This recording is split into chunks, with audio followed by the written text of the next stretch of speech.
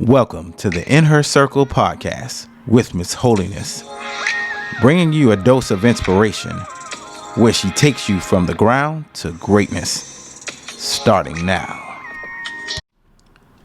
Welcome, people of purpose.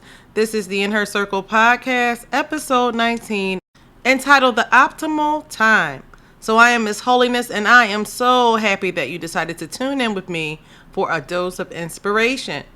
But before we get started, here's a recap of the last episode.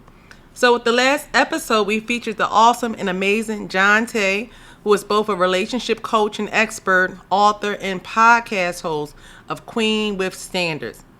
And in that episode, we talked about women becoming the best versions of themselves. And likewise, we touched on the do's and the don'ts of dating, when dating. So yes, if you haven't already done so, please be sure to go back and catch episode 18 of the InHer Circle podcast, entitled Love, Dating, and Situations. Trust me, you won't want to miss it. All right, so with that being said, let's get into today's episode. As I first stated, today's episode is entitled The Optimal Time, you guys. And what does optimal timing entail? The perfect timing. So I've been having a lot of different conversations with people seemingly over the past couple of months, and the one reoccurring theme has been timing. I personally am a firm believer that when it is time, it will happen. We all have heard of that adage. And it being whatever it is that you have dreamt of happening, envisioned to happen, or have been waiting on to happen for some time. You know, a lot of times we get in the vein of, I want it and I want it now.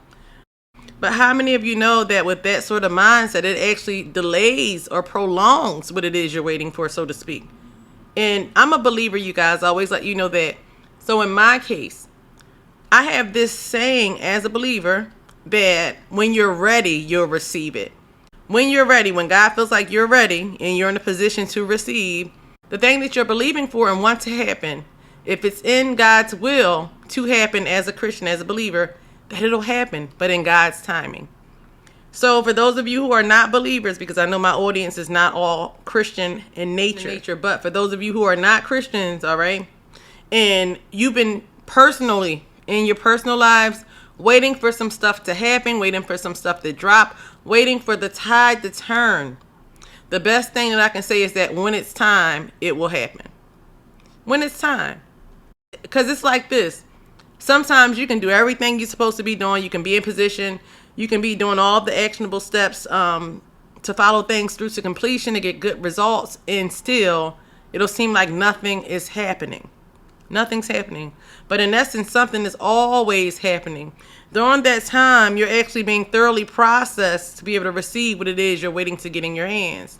You know, it's kind of like you're getting ready. Do you hear what I'm saying to you? So sometimes you can be asking for some things that you're essentially not ready for. That you're simply not ready for, you guys. And that's why optimal timing is important, which means perfect timing is important.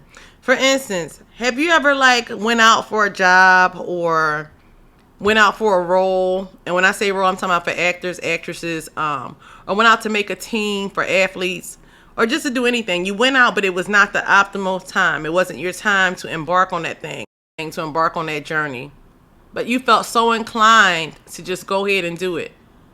There was something in you that was like, maybe I'm not ready. You didn't feel quite prepared. But then there was something else and you was just like, go do it, go get it done. But when you attempted to try your hand at it, you felt miserably. And do you know why? Because you weren't prepared. It's the same way in life where your purpose is concerned. If you try to reach before you're ready and you're ill prepared, whatever you try to accomplish and bring to fruition and touch is not going to be made manifest fully. And in essence, a lot of times you end up failing in that area. So that's why it's important to comprise on the optimal timing. It's important to recognize a moment and then seize it. For instance, some of you may be parents, you may be mothers, fathers. Now we have cases where people planned their pregnancies. They planned to have a baby because they understood timing. All right. Whereas the young teenage mother or the person who just got pregnant, oops, I'm pregnant. And it wasn't a planned event. they feel kind of ill prepared versus the mother and father who takes time out to plan and prepare for a baby. They have everything in place that's needed to be able to facilitate the child and provide the child with what they need amply, okay? They comprised on the optimal timing. So that is the importance of making sure that you do things when the time is right. So you guys, with that being said, we're going to go to a commercial break really quickly and we'll be right back. Want to get the word out? Want to promote your business? Great. For sponsorship opportunities, email InHerCirclePodcast@gmail.com. That's InHerCircle podcast@gmail.com. And now, back to our show. So, yes, you guys, we are back from our commercial break and we are talking about the optimal time. We're talking about the optimal time. So before we went to the break, we were talking about comprising on the right time. Doing stuff in its season, so to speak. So many times, you guys, we can try to reach for something prematurely. And we end up making a mess of everything attached to what we're reaching for. So this, per se, was really pressed upon my heart to kind of talk about. Typically, I come and I inspire you and I encourage you on your paths forward to purpose and destiny. But right here, I needed everybody to be mindful of timing. Yes, that mindfulness needs to kick in. It needs to kick in. There are so many things as people of purpose that we can envision to do, that we can want to do, that we can endeavor to do. But we always want to make sure that we're well prepared before we do them. We don't want to do anything outside of the confines of its appointment, all right? And when I say appointment, I'm talking about the timing of a thing. I'm sure most of you have been to school, all right? Not just grade school, like a trade school, like some college education. You've been to universities and things of that nature. So have you ever attempted to take a test without studying adequately, like you were very ill prepared? And you thought that you had everything you needed, all the information, and you thought informationally you knew everything that you needed to know. But upon receiving your results back from the exam and or test, you found out that you didn't quite know what you thought you knew. Well, guess what? That's how it is when pursuing purpose. You have to make sure that you are well prepared. You have to make sure that you've studied the matter, that you've investigated things thoroughly, and that you've counted the cost. Okay, you've counted the cost. And that's not monetarily, okay, but a lot of times it can be when it comes to pursuing purpose. A lot of times you are your investor. You make your investments, for those of you who don't know that. But it's good when you can find other people that believe in your vision and come alongside to give you a hand with those investments, okay, when you're pursuing purpose. But as I digress, you want to make sure that you're well prepared. Because the slightest of ill preparedness, okay, when you go to try your hand at your venture, is going to fail miserably. Because you haven't done the projectiles. You haven't counted the costs. You haven't weighed the matter. You haven't done the research surrounding the matter. So it's like you set yourself up for failure. You really do. So in this season, be mindful of timing, you guys. And make sure that you only comprise on opportunities at the optimal time. And that's not just on opportunities either. That's in the inner workings of your personal life. Stop reaching for things before it's season, all right? Because you want to always do all things in every area of your life in excellency. And you can't do that if you're ill prepared. You hear what I'm saying to you? Well, with that being said, you guys, we're just going to go right into our hot button topic, okay? And we got to clap it up for this one because this is about to be a riot. So, you guys, on today's hot button topic, we are talking about this whole soft life thing that we've been seeing all across social media with women of color in particular, okay? At first, I didn't get the whole soft life because I'm like, well, shouldn't you already be getting like manicures, pedicures, massages, taking it easy, relaxing, finding some time for R&R? But it dawned on me that a lot of women, and I guess specifically women of color, haven't been afforded the opportunity to really live a soft life. And though that hasn't been my case, I'm now mindful that that has been the case for most women of color, you guys, which is crazy. So I want to give you guys a little backstory about me. You probably heard like variations of how my life is going, okay, over the years. So I wouldn't say that. I wouldn't say that I was wealthy, but I was blessed. I don't even want to say privileged. I hate the word privilege. Okay, because that's like to say that you're entitled. I want to say I was blessed because I'm grateful for everything that the Lord has blessed me with in my life throughout my life. Now, there was a season where seemingly I was losing everything with my mind. Now, you all know that I'm a minister in the Christian faith, so I had to be tested and processed for my next level. So that's what that was about when I was losing everything. But guess what? I lost it and God gave me better back, all right? He put me back on and put me in position to win at a greater level. But with all, I want to say this to say, prior to me experiencing that rough season of my life and adulthood, from a child to that point, I guess I had what you would consider a soft life. Like, I pride in working, you guys, but I've always been a person who said that I wasn't going to work my fingers to the bones, all right? I wasn't going to be a part of Team No Sleep or any of those other things unless I was up praying. So you see me make comments like that all across social media. But I realized and understand, it dawned on me that people had never been exposed to vacationing in their youth up until this point as adults. It dawned on me that people, females in particular, had never had access to manicures, pedicures from a youth up, and that they had just never been afforded. Like, so for me, you guys, my mom actually had a hairstylist that would come pick us up. And she paid this woman good money, all right? She picked us up, me, my sister and I. At the time, it was just me and my sister Nay. Our stylist would pick us up, take us to get our hair done. She would order food for us because our mom gave her the money, and then we would be dropped back off. Same, I went to like private and parochial schools. So my mom also paid a guy by the name of Mr. Jimmy, who was my driver, and he would take me back and forth to school. So I essentially grew up, I guess, with a soft life. I understood the value of hard work, but I understood also that I wasn't a person who was going to labor really hard. And I would use my wit to make money and my intelligence. I figured out a long time ago that I was created for this quote unquote soft life.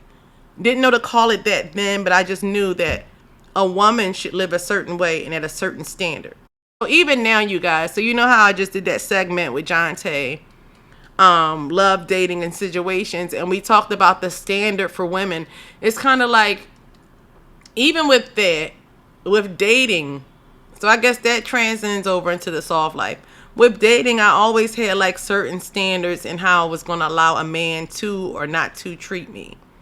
And some of those things entailed him pampering me, you know, like getting my hair done, my nails, my toes, buying me perfumes, you know, taking me out, like really just treating me like a princess, all right?